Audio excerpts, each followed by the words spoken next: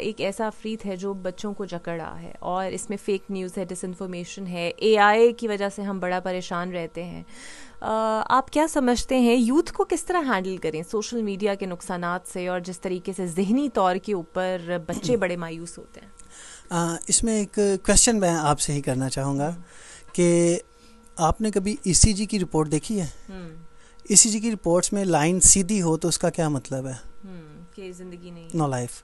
जब ईसीजी की रिपोर्ट में लाइन ऊपर नीचे जाती है तो इसका मतलब है कि there is life, God is working, खुदा काम कर रहा है। और अभी डॉक्टर साहब बात करें तो डॉक्टर साहब ने बड़ी खूब बात की कि कुरान में हमें बहुत सी चीज़ें मिलती हैं। जब कुरान ही की बात करें तो कुरान में हमें मुख्तलिफ़ कबाइल और अक़वाम की जो तख्लीक है वो एक दूसरे को समझने के लिए मिली है, और कुरान करीम में ये बात दर्ज है, यानी कि ये बात हम सबको मानना ज़रूरी है।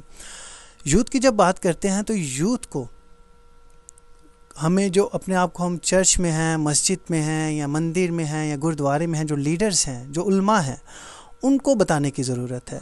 आपने बात की एआई की, एआई गलत नहीं है, उसका इस्तेमाल डिपेंड करता है। सोशल मीडिया गलत नहीं है।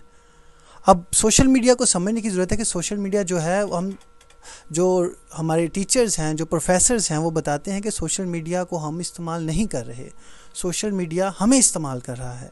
हमें उस चीज़ को समझना है कि हम उसको किस तरह से कंट्रोल कर सकते हैं।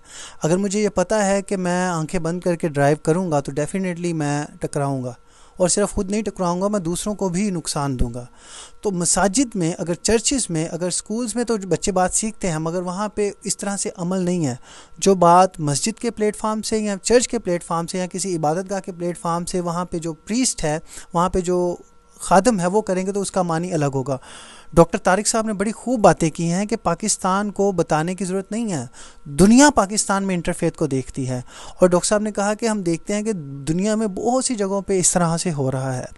अगर हम ये गौर करें कि हमारे मुल्क में क्या हो रहा है, हम उसको लिमिटेड करें कि हम जो चाहते हैं कि दूसरे मुल्कों में ना हो, वहाँ पे अगर हम फ़लस्तीन की बात करते हैं, अगर हम कश्मीर की बात करते हैं, अगर हम यूक्रेन की बात करते हैं, तो हमने ये देखना है कि वो चीज़ें हमारे मुल्क में ना हो।